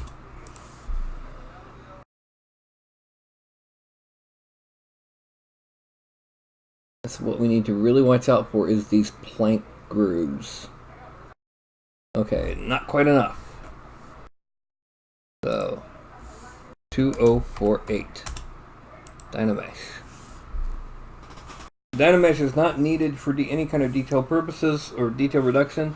It's only needed to fuse them into a single solid object, so we can go as high as we need to here. Keep those lines, still not enough. And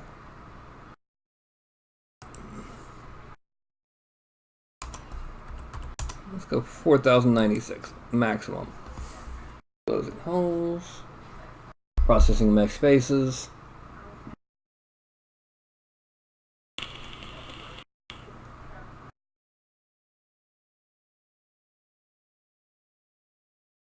And that leaves us with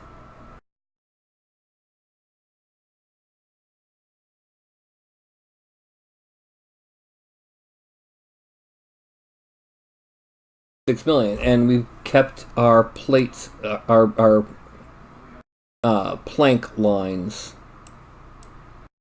What does this have to do with? What does this have in common with quantum physics? It's got a plank length. Now, let's go for 200,000 triangles.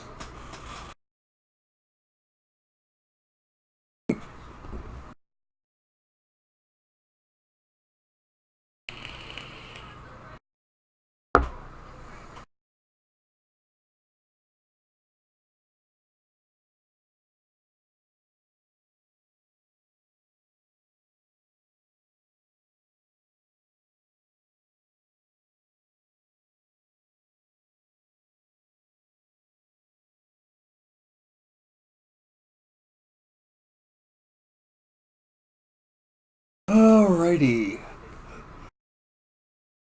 Boom.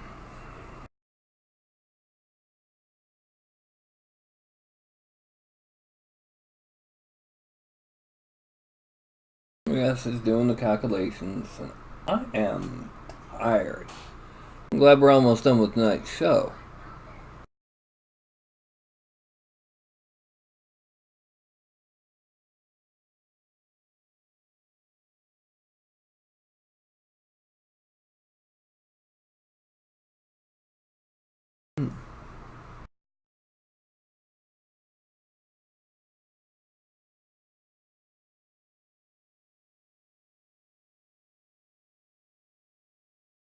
And after writing file to disk, bing, 203,000.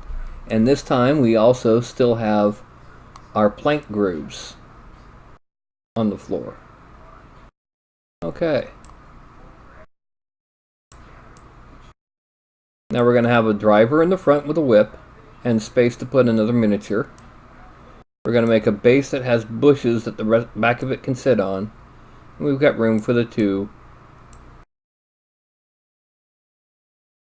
boars. Excuse me. Turn that off. We're going to export this simply as Green Tide Orc Chariot.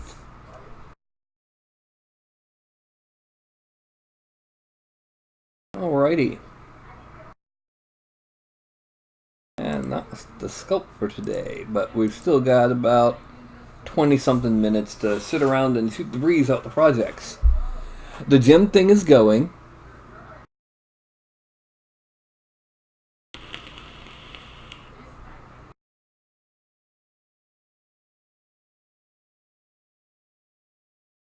Science jokes are awesome. I have a joke about the table of elements, but I only use it periodically.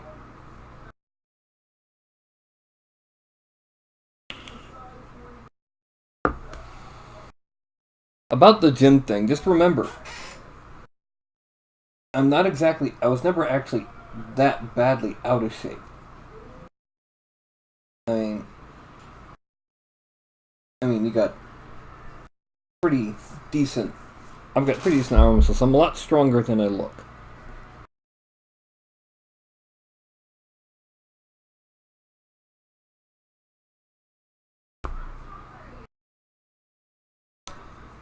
A scientist laughs by going, helium, hydrogen, helium, hydrogen, helium, hydrogen.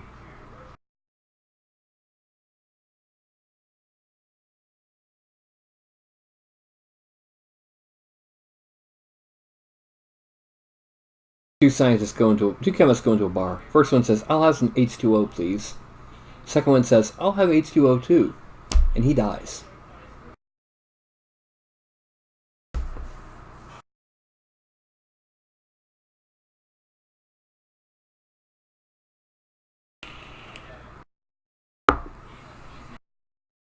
Roman centurion walks in a bar and says, I'll have 5 beers, please.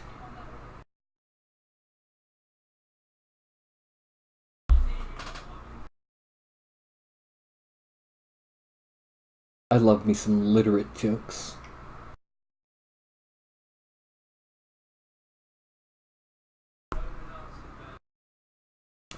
Anyway, so sometime in the next week or so, I should be getting in my watercolors paints. Now, for those who have seen my paints, I have a little over 110 or so combined between Vallejo and Army Painter. I mean, you got the Army Painter bottles like that, and then you got the Vallejo bottles like that. Well, I've got 209 bottles of watercolor on the way. So, yeah. 209. I've tried about one bottle before and played around with it, and it's really different. It's got a gel medium instead of using basically this as its medium. It's got a gel, and it behaves slightly differently on glazes and washes than the classic stuff does.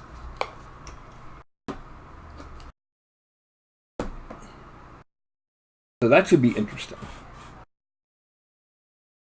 Also, once I'm done with the chariot and their drivers and the bases for the chariots, that's it. That's time to pack up and upload the war machines, and the Green Tide is done. Out. Released into the wild. Thank you very much, Michael, and have a good night. Yes, the next project, Fantasy Mesopotamia. Sumer, Ur, Babylon, and maybe just a little bit of Egyptian influence to fill in some of the gaps, just to give it a little bit more, keep a lot of the ancient world flavor, like those weird Egyptian pillows that are a dish-shaped piece of wood with a shaft, and just holds your head upright while you sleep. Mm-hmm. Fluff that pillow, why don't you?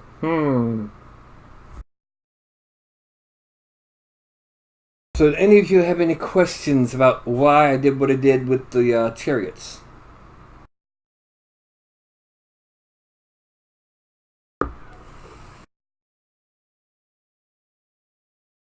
I'm thinking, as I'm thinking about them, I'm thinking about adding a couple spars coming up from the fairing that people could put on banners if they wanted, or could just use as just straight up spars.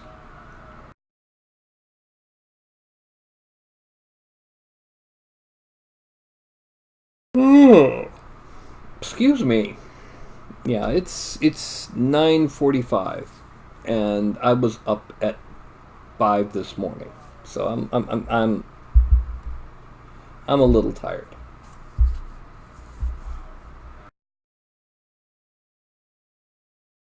Oh, this is an example of Citadel charging way too much. Like you needed any more examples than things like this. Or their miniatures. This right here is literally just a square cut piece of steel with handle sides screwed on with a star nut that is you run it along the edge of a figure. Get rid of the mold lines, and in our cases, support lines. It's 90-degree angle. It's not even really a blade per se. You can get something equivalent to this at places like Lowe's and Home Depot, or even online, for about $4 or $5, called a deburring tool. This was $12. Now, I will say the handle's kind of interesting. It's got this weird kind of ultra dark chocolate bronze color to the handle. It's metallic. It's kind of hard to see in the. It's a metallic color on that handle, and it's got some nice heft to it. But it's a piece of stamped steel with handle plates screwed on, and that's it.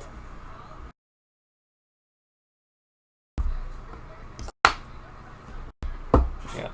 Well, Citadel didn't always used to be the most expensive game in town. In the 1980s, $2 or $2.50, depending on where you went, you can get a pack of 3 random 40k adventurers.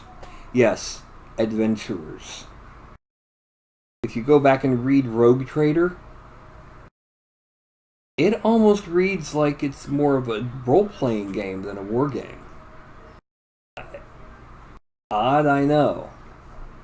Or, at the very least, aimed at warbands instead of armies. And it almost seems entirely focused on the idea of each player being a rogue trader and his companions that could be like an Eldar, a servitor, a space marine on loan, a couple guardsmen. And that was what you brought to the table. And STC was everywhere. That's why all of the rhinos are the same, is because they're STC construction. Everyone has this, you can just get an STC anywhere. I want this design. Some of them had some unusual designs and variants, but for the most part, it was just standardized. So yeah, it was a different galaxy back in days of Road Trader. Anyway, I has D&D tomorrow, and it's going to be the first time since I went and got my new wardrobe that my players have seen it. So yeah.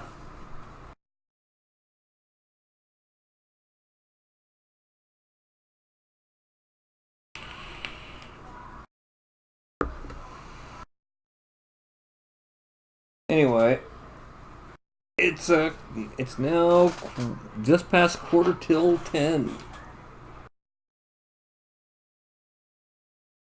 Wait a minute, I've been broadcasting since 7:30. That means it's been over 2 hours.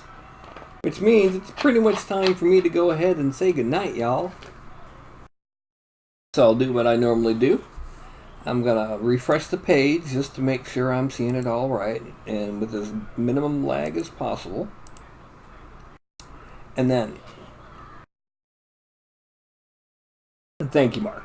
I'm gonna go ahead and hold up my hand. I'm gonna count from 5 to 1.